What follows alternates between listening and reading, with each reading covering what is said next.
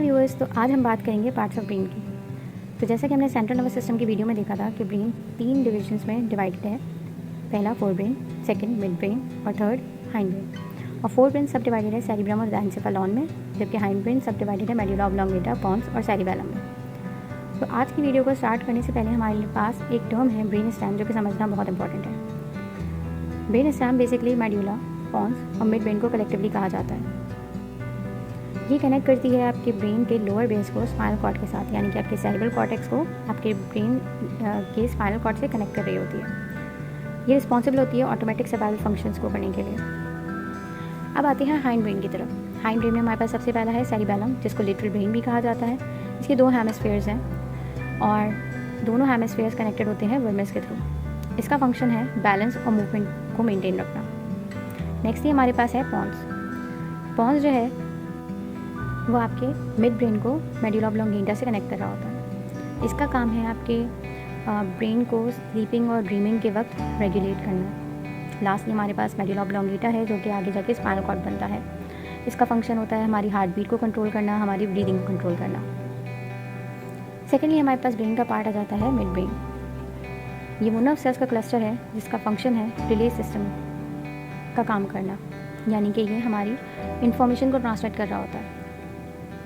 लेकिन वो इन्फॉर्मेशन जो कि विजन और हियरिंग के लिए इंपॉर्टेंट है, यानी कि विजन और हियरिंग की इन्फॉर्मेशन की ट्रांसमिशन, यानी कि उसकी रिलेइंग जो है मिड ब्रेन के थ्रू हो रही होती है। इसके अलावा इसका एक इंपॉर्टेंट रोल है कि ये हमारी मोटर मूवमेंट के अंदर, हमारी पेन जब इनिशिएट होता है तब, और स्लीप वेक साइकिल के अंदर भी इन्फॉर्मेशन की ट्रांसमिशन का काम कर रहा होता है। इसके अलावा हम इसको मेसेंसेफेलॉन भी कहते हैं, जो कि हम पिछली वीडियो में देख चुके हैं।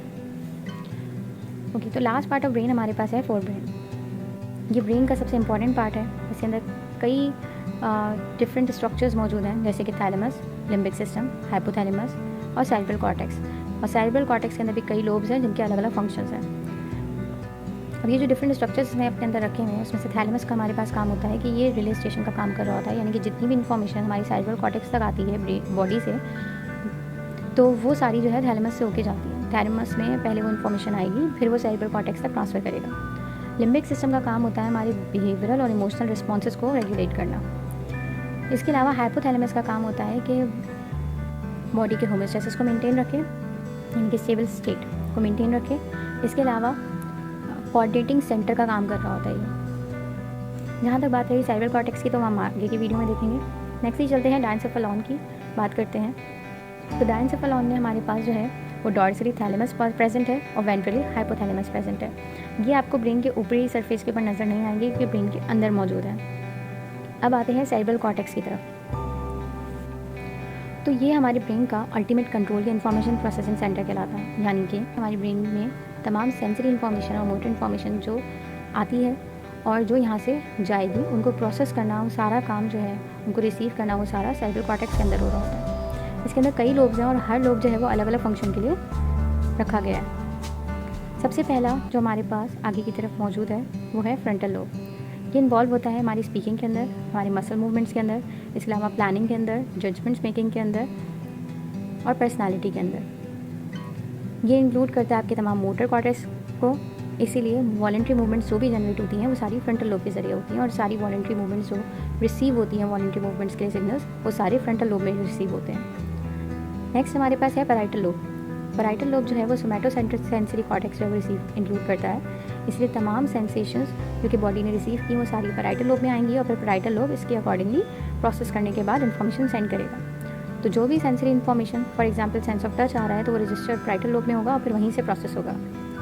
अब जैसे कि आप इस पिक्चर में देख रहे हैं कि ब्रेन एक बहुत ही कॉम्प्लेक्स स्ट्रक्चर है, और इसके तमाम गायराए, सल्काए वगैरह जो हैं, ये स्पेसिफिक बॉडी के एक एक एरिया पॉइंट के लिए जो है वो मखसूस किए गए हैं। तो अब जब हम फ्रंटल लोब की बात कर रहे हैं, तो हम एक फेमस इंसिडेंट डिस्कस कर लेते हैं, गेज एक्सीडेंट के नाम से। एक बंदा था फिनिस गेज, जो कि अपना नॉर्मल वर्क कर रहा था, और इसके पास वर्किंग करते हुए होता क्या है कि एक आयरन रॉड जो है वो इसके फेस के आर पार हो जाती है और इसके ब्रेन को डैमेज करती हुई जाती है।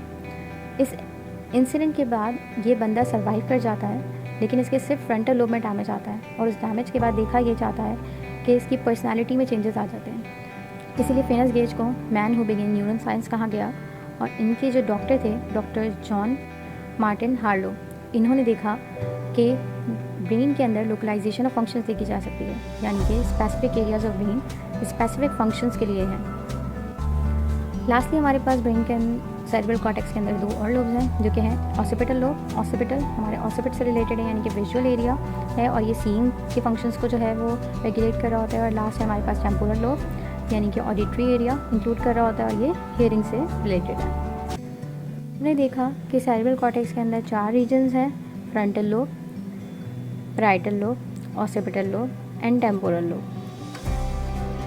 लास्टली हमारे पास एक कनेक्शन सेंटर है जो कि एक हेमिस्फीयर यानी कि सेरेब्रल हेमिस्फीयर को दूसरे सेरेब्रल हेमिस्फीयर से कनेक्ट कर रहा है, जो कि है कॉर्पस कैलोसम। इसके अंदर होता क्या है कि large bundle of nerve fibres मौजूद हैं जो कि एक साइड ऑफ ब्रेन के सिग्नल्स को दूसरे साइड ऑफ ब्रेन से जो है वो कनेक्ट कर रहे होते हैं या कम्युनिकेट कर रहे होते हैं, या एक साइड से सिग्नल्स को ट्रांसफर दूसरे साइड पे कर रहे होते हैं। अगर अब ये कट हो जाए या फिर यहाँ पे डैमेज हो जाए तो स्प्लिट ब्रेन्स हो जाता है। तो जैसा कि हमने सेरिबेलम में देखा था कि एक हेमिस्फीयर को दूसरे से हेमिस्फीयर से वर्मिस कनेक्ट कर रहा था, यहाँ पे सेरेब्रल कॉर्टेक्स में एक हेमिस्फीयर को दूसरे हेमिस्फीयर से कॉर्पस कैलोसम कनेक्ट कर रहा होता है। लास्टली हमारे पास एक समरी मौजूद है जो भी आज की हमने वीडियो में देखा। I hope I have made it easier for you